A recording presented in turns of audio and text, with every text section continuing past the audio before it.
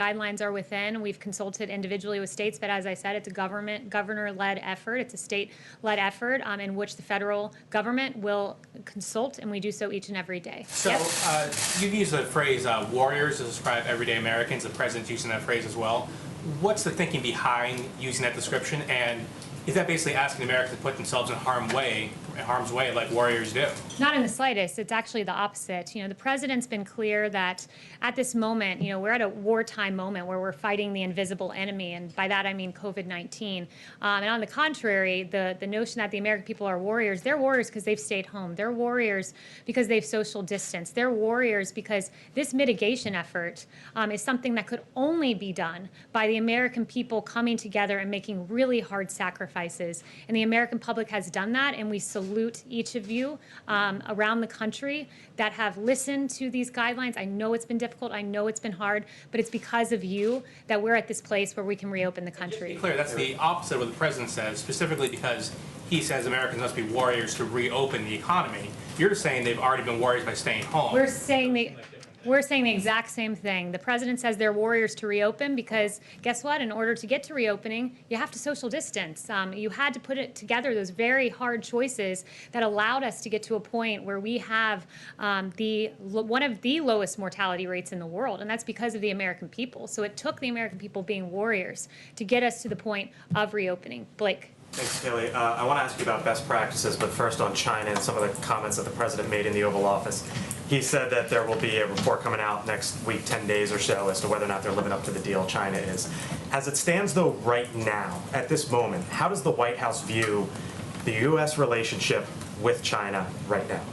Right now, it's a relationship of disappointment and frustration because the president has said how frustrated he is that some of the decisions of China put American lives at risk. I'll share just a few that China, for instance, did not share the genetic sequence until after a professor in Shanghai did so on his own. And after that genetic sequence was shared, the next day the lab was shut down for, quote, rectification. The World Health Organization slow-walked information on human-to-human transmission that was not adequately provided by China. China didn't let U.S. investigators in. And look, those decisions put American lives at risk, and the president is certainly not happy about that. And as the president said, you'll be hearing more about that next week. Business partners?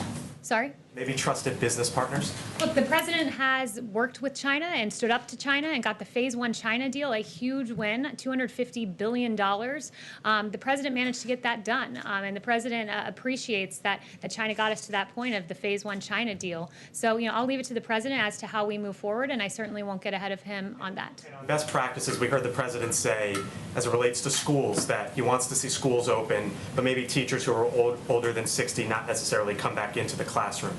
When you talk about reopening the economy, reopening the country again, there's a lot of people out there wondering, well, my school-aged child, should they come back into contact with a family member who might be older than 60 per se?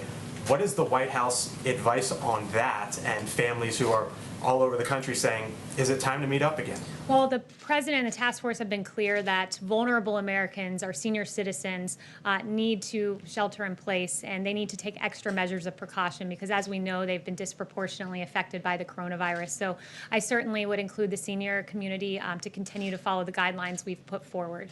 Yes.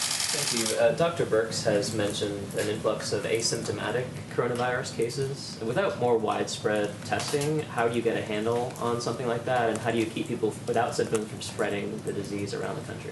Yeah, so it's an important question. We get information on asymptomatic spread when we test in the meat processing facilities and other facilities. Again, we can just test strategically, and it's important that once we test and we find an example of someone who has coronavirus, that we can contact trace and ensure that it's not spread to other members of the community. So contact tracing is an important measure, and we're testing strategically and in line with governors. John. What's the process, Kayleigh,